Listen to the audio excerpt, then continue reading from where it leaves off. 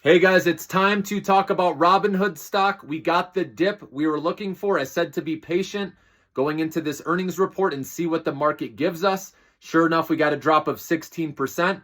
They missed on their revenue by a decent amount, and then EPS barely missed by a penny. And so this is why the stock is falling. But if you look under the hood, free cash flow was up huge. Okay, also operating margins, everything looked great, guys. And this is your opportunity when there's an overreaction because of the stock having run up from the teens all the way up to 28, right? It was time for some profit taking. That's exactly what happened. But this is the time, in my opinion, to stash this away in the long-term portfolio.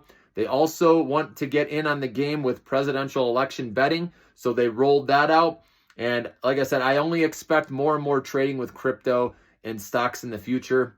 And I think Robinhood's going to be just fine, guys. So I like this dip buying opportunity to add some in the long-term account. And then as far as Amazon, this is a great company. It's eventually, with time, I think it's going to keep chugging along higher.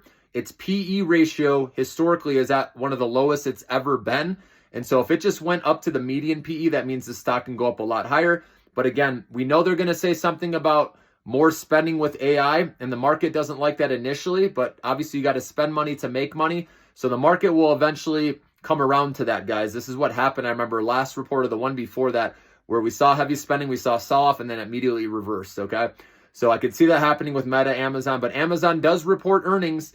Now, if they don't show accelerated AWS growth, then the stock will sell off because we saw Google and Microsoft have really good numbers there. So I expect Amazon or AWS to have good numbers, but if they don't, that's something to watch out for, okay? Also, their advertising revenue, that should continue to accelerate. That's what's going to help this company moving forward. We know they're on Prime. They now have ads, okay? So a lot to like with this company. They're in so many different industries. I would never bet against Amazon, okay? But anything, as we know, can happen around earnings. So if you go in with a small position, that's fine. If you do get a dip after earnings, that would be the time to add more with this great company. And then Apple will come down to the AI iPhone sales. If this really is helping right now, I personally think it's going to take a little bit. And with the consumer kind of weak still in China, I don't know how China's going to show up because we saw, with Estee Lauder, for example, their numbers weren't good. They have high exposure to China.